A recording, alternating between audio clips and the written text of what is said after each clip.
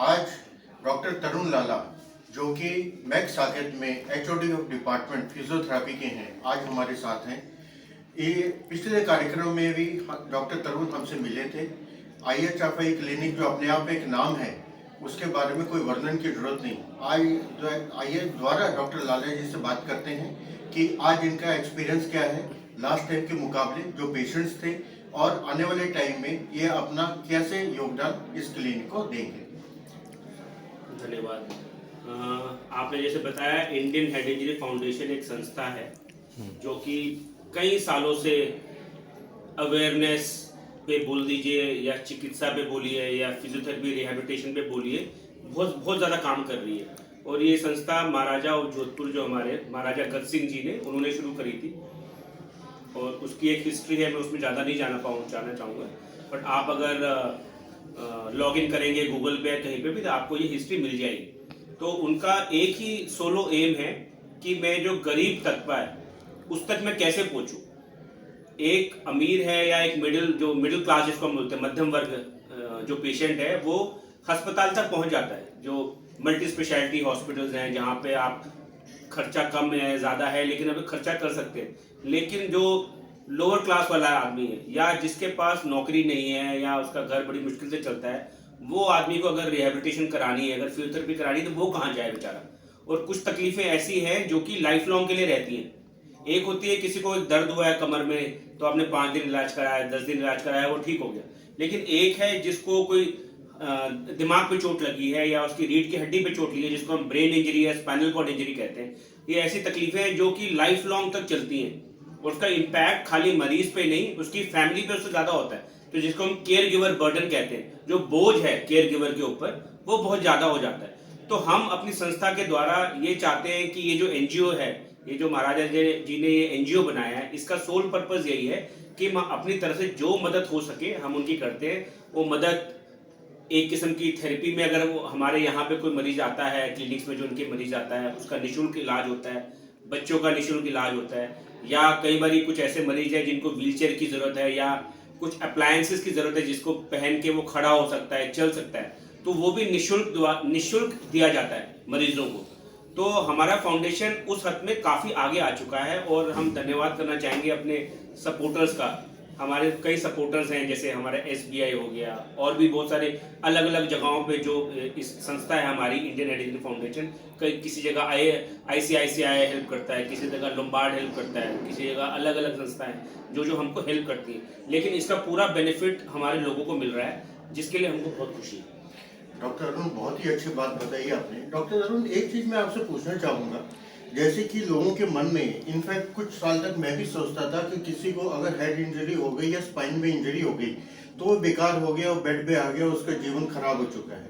मैं आपसे टेक्निकली ये भी जानना चाहूँगा, मेडिकल के हिसाब से, कि आप फिजियोथेरेपी के HOD हैं, क्या हमारी फिजियोथेरेपी में ऐसा कुछ है जिससे कि वो 2-4 साल बाद या कुछ महीने के बाद वो मरीज ठीक हो जाए और बैक टू अपना नॉर्मल लाइफ दोबारा से वो अपना लीड करने लग जाए?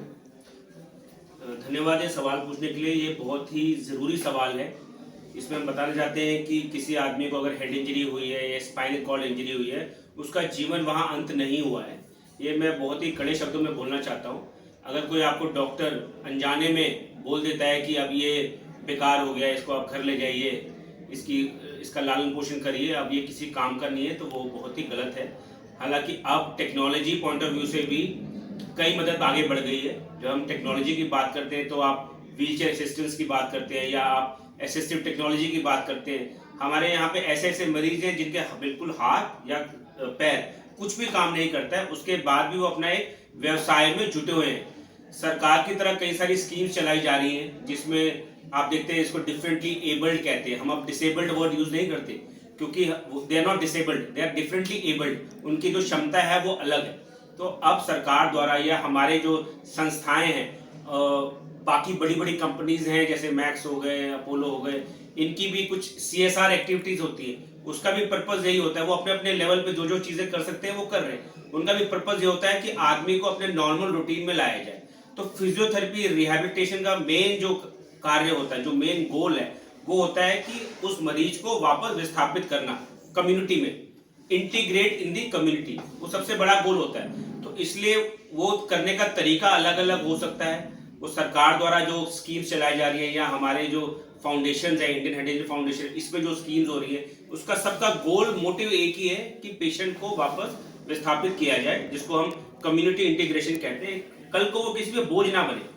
तो आप बैठे बैठे ऐसी ऐसी चीजें कर सकते हैं जो आज भी हमारे कई मरीजों ने बताया कि आप बैठे बैठे कई व्यवसाय में जा सकते हैं जहाँ पे आपको जरूरी नहीं आपको हर जगह चलने की जरूरत है या आपको हाथ की जरूरत है। आप बोल के भी कई सारी आजकल फील्ड्स आ गए हैं जिसमें आप एडमिनिस्ट्रेटिव जॉब्स कर सकते हैं। आप बैठे बैठे कईयों को सिखा सकते हैं।